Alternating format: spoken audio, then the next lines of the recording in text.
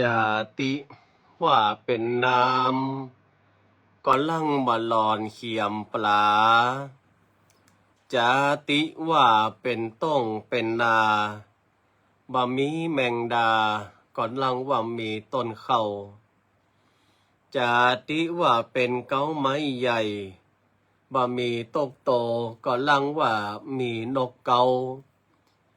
เกิดเป็นคนเฮาแล้วบ่มีศีลธรรมพระเจ้าคนเท่าเปิ้นจ้างประมาทดูแควนเจริญปอนเจริญโชคเจริญชัยเจริญมั่งเจริญมีเจริญสรีสวัสดีกับท่านสาธุชนคนดีFCรายการทุกท่าน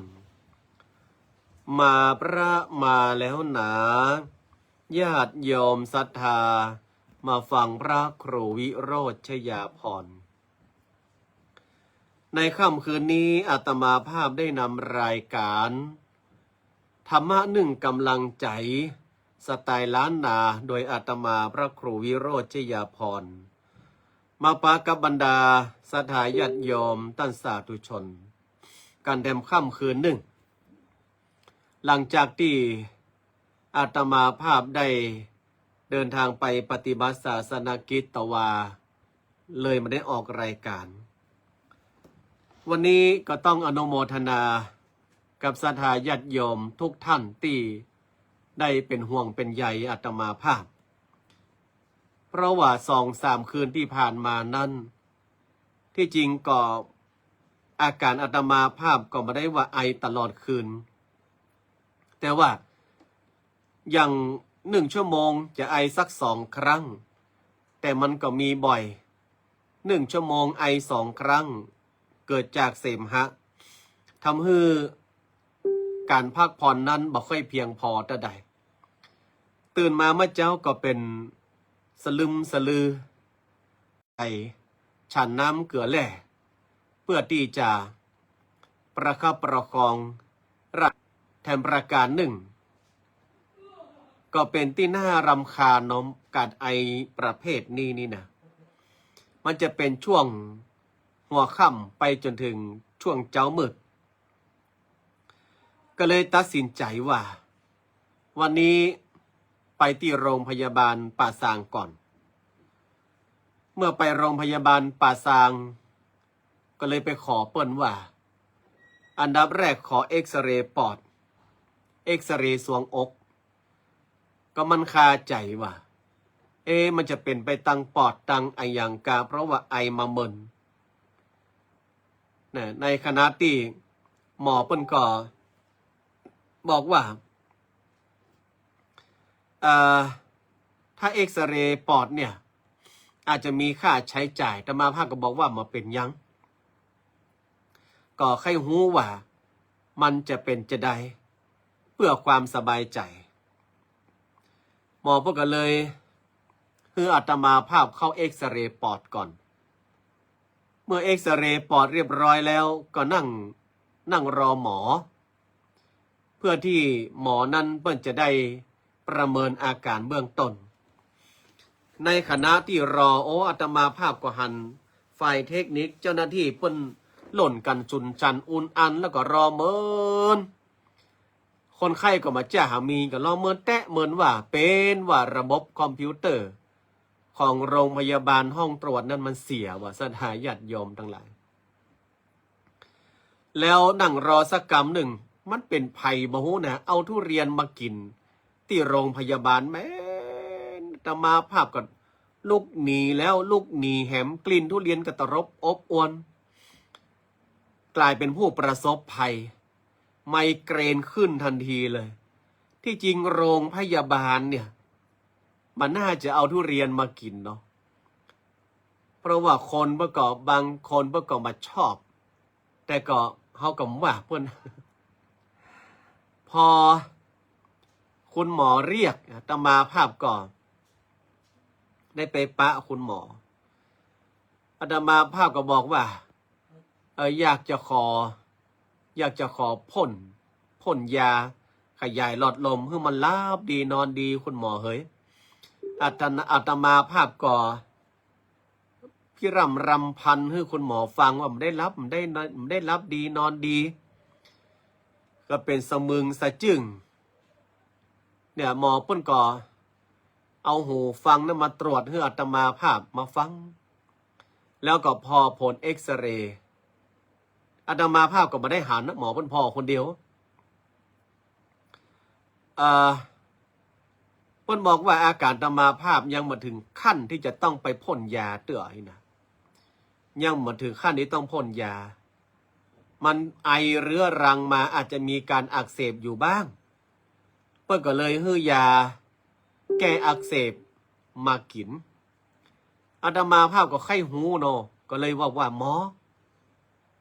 คุณหมอที่รักปอดอาตมาภาพเป็นไดพ่องผลเอ็กซเรย์หมอก็บอกว่าปอดท่านไม่มีปัญหานะครับพี่ลูกปอดท่านดีอยู่ปอดท่านดีอยู่ก็ทำให้ใจจื้นขึ้นมาว่าหนึ่งมาได้มีอะไรอย่างเกี่ยวกับปอดมาได้เป็นวัณโรคมาได้เป็นมะเร็งปอดหรือว่ามาได้มีปอดเป็นฝ้าปอดเป็นจุดก่อนนั้นเนี่ยโอ้อาตมาภาพก็เป็นกำกึดเนาะโยมแม่สู้แก้วคำอ้วนว่ามันจะเป็นตั้งปอดตั้งไปกะมันจะลุกลามกันใหญ่โตกันใหญ่เนี่ยเมื่อหูว่าปอดมาเป็นยังก็สบายใจแล้วหมอประกอบให้ยามากินแล้วก็ดูอาการอาตมาภาพก็จะดูอาการสัก2-3 วันถ้ามาดีขึ้นก็คงจะไปโรงพยาบาลนอกที่กึดไว้ว่าอาจจะเป็นแม็กหรือว่าอาจจะเป็นโรงพยาบาลกรุงเทพเชียงใหม่มากึดไปกึดมาซ้ำเป็นกำกึดแถมจะเอาสตังค์ที่ไหนไปนอกคุณแม่บัวคำพิลึกเนาะเพิ่นขึ้นชื่ออยู่แล้วอย่า2 โรงพยาบาลเนี่ยก็เป็นกำกึดก็ยังดีว่าวันนี้คุณโยมสุภัทราวีระอนันตวัฒน์เปิ้นได้ถวายก็ไปโรงพยาบาลมา1,000 บาทอาตมาภาพก็เอาเป็นการถการาก้ายุกก้ายาไปก็เลยว่าเอาไหนๆก็ไหนๆเนี่ยสัก2-3 วันลองดูถ้ามันมาหายมันก็จำเป็นนะโยมแม่เครือวันเพื่อก่อแนะนำอาตมาภาพเพื่อก็เคยเข้าไปแม็กเหมือนกันเนาะแต่ว่าการบริการดียุกยาเพิ่นก็ดีโรงพยาบาลแมคคอมิกเนี่ยนะแต่ก็ยังว่านะเป็นเอกชนก้ายุกก้ายาก้าบริการก็จะแปลงไปหน่อยอาตมาภาพว่าถ้าไปนี่จะมาขอนอนนะยังได้ก็ตามก็จะขอยึกยือปิกถ้านอนนี่กว่ามันจะบานปลายอาตมาภาพบันบ่มีเก้าคือบานปลายแต่ก็ต้องรอดูอาการก็น้องว่าฉันยาที่คุณหมอโรงพยาบาลป่าซางฮื้อเนี่ยฉันแล้วจะเป็นอย่างใดถ้ามันดีขึ้นก็ไปแต่ถ้ามันมาดีขึ้นก็ไปอาตมาภาพก็อยากจะรักษาให้มันหายก็ที่ไหนเป็นว่าดีก็อยากจะรักษาให้มันหายเพื่อที่จะได้พักผ่อนอย่างเพียงพอแล้วก็มาเป็นอันตรายต่อสุขภาพในด้านอื่นๆตัว อนุโมทนากับโยมแม่สุแก้วคำอ้วนที่ได้โทรสอบถามรายการอนุโมทนากับโยมแม่มิตรขนองนึกพร้อมด้วยลูกหลานจากอำเภอแม่สอดจังหวัดตากที่ได้แจ้งการปวารณามา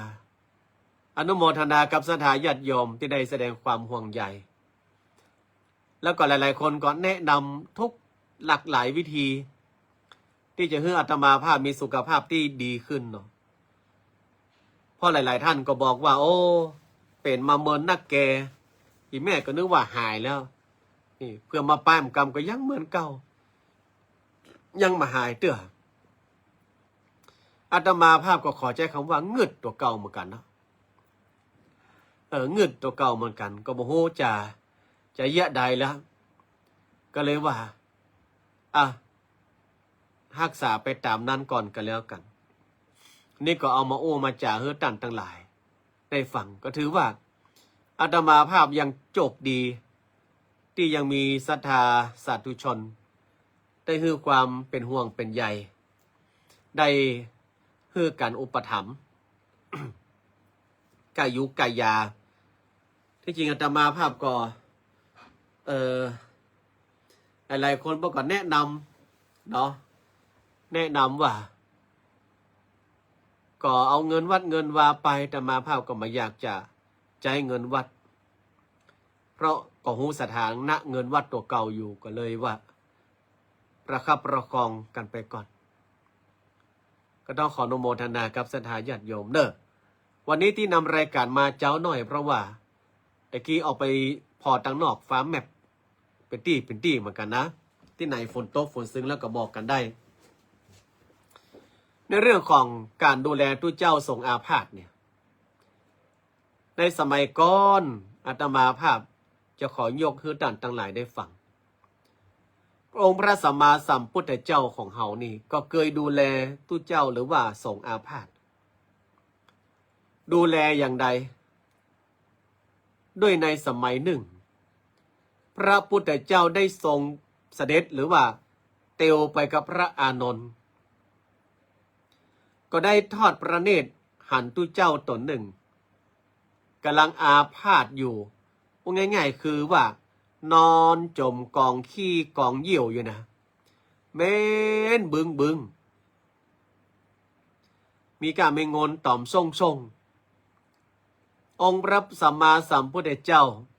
ก็เข้าไปอย่างตู้เจ้าที่ว่ามาสบายนอนจมกองขี้กองเยี่ยวอยู่นะแล้วก็ถามบอกว่าภิกษุเธออาพาธเป็นโรคอะไรหรือทุกเจ้านั้นแงนหน้าพอโอ้เป็นองค์พระสัมมาสัมพุทธเจ้ามาถามแต่ก็มีแหงลุกขนาดจะยกมือไหว้ยังสั่นนังเนาะก็เลยข้าพระพุทธเจ้าหมายถึงว่าตัวข้าพระเจ้าเนี่ยเป็นโรคท้องร่วงพระพุทธเจ้าข้าแปลว่าลุต้องอย่างนักท้องเสียนั่นเนาะจนมามีเรี่ยวมามีแรงจะไปหายุกหายาที่ไหนก็มีภัยมาพอมักยื้อมากอยกำแล้วพระพุทธเจ้าก็ถามว่าแล้วมีไผ่ที่มาดูแลเธอก่อนมีไผ่มาพยาบาลมาดูแลเธอก่อนทุกเจ้าก็บอกว่าบ่มีพระพุทธเจ้าข้าเพราะว่าข้าพระพุทธเจ้าเนี่ยบ่เคยไปดูแลไผ่ต่างคนต่างอยู่ต่างคนต่างปฏิบัติก็เลยมาได้มีการดูแลกันองค์พระสัมมาสัมพุทธเจ้าก็เลยบอกกับพระอานนท์ว่าอานนท์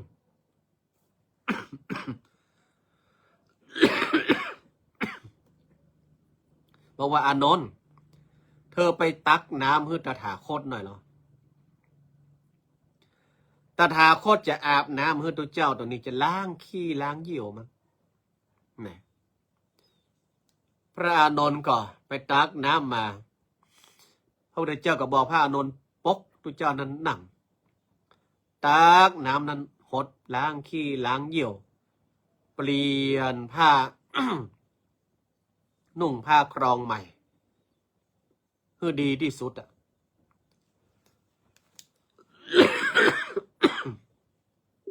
แล้วก็ได้ห้องตุเจ้าตั้งหลายที่อยู่ในวัดเดียวกันนั่นนะได้ห้องตุเจ้าตั้งหลายมาอู้ว่า ดูก่อนภิกษุตั้งหลายหมู่เธอตั้งหลายเนี่ยบ่มีครอบครัว บ่มีลูกบ่มีเมียแล้วยามเมื่อหมู่เธอเขาป่วยเจ็บไข้มาสบายไผจะมาดูแลถ้ามาใจหมู่เดียวกัน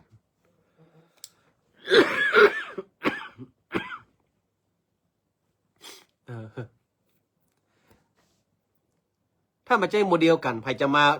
ดูแลฉะนั้นแล้ว หมู่เธอมีอุปัชฌายะคนเดียวกันวันนี้สัญญาณเครื่องนี้มาปอดดีได้ใดเฮ้ยอาจจะเป็นเพราะต่างนอกอาจจะมืดฟ้ามัวฝนถ้าหากว่าภายปล่อยปละละเลยตุเจ้าที่อาพาธให้จมกองขี้กองเยี่ยวมาดูแล้วใจใส่ปรับอาบัติเนอะนี่แล้วพระพุทธเจ้าก็ตรัสว่า หากใครได้ดูแลพระอาพาธเหมือนได้อุปถากพระพุทธเจ้าหากใครได้ดูแลสงฆ์อาพาธนะเหมือนได้อุปถากพระพุทธเจ้า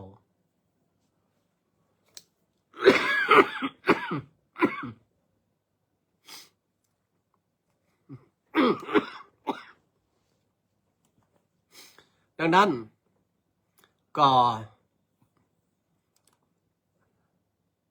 ได้เอาเรื่องราวต่างๆมาโอฮือศรัทธาญาติโยมท่านทั้งหลายได้ฟังเนาะ